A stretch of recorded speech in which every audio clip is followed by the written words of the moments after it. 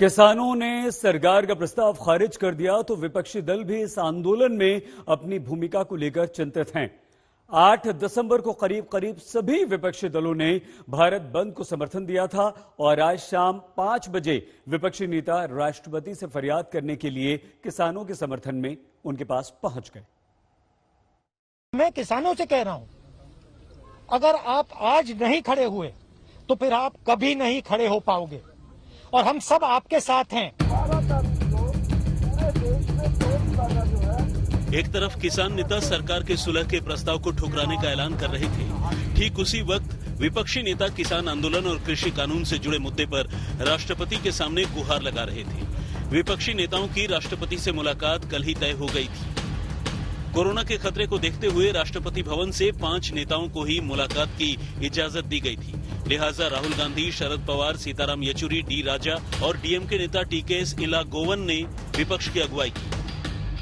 5 अलग अलग राजनीतिक दलों के नुमाइंदे पहुंचे राष्ट्रपति से मुलाकात के लिए, लेकिन 20 राजनीतिक दलों का समर्थन का दावा साथ लेकर आए और सीधे तौर पर राष्ट्रपति से गुहार एक ही कि सरकार से यह कहा जाए कि किसानों की मांग के प्रति वो नरम पड़े।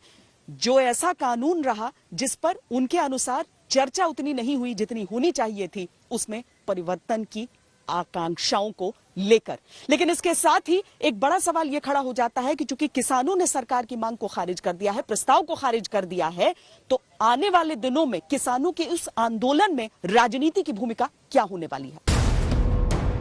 विपक्षी दलों ने राष्ट्रपति को अपनी मांग की एक चिट्ठी सौंपी जिसमें लिखा है, संसद में अलोकतांत्रिक तरीके से पास किए गए नए कृषि कानून भारत की खाद्य सुरक्षा को खतरा है, कृषि और किसान को नुकसान पहुंचाने वाले हैं।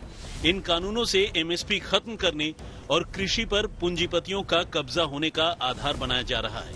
आपसे निवेदन है कि भारत के अन्नदाताओं की मांगों को अनसुना न किया जाए।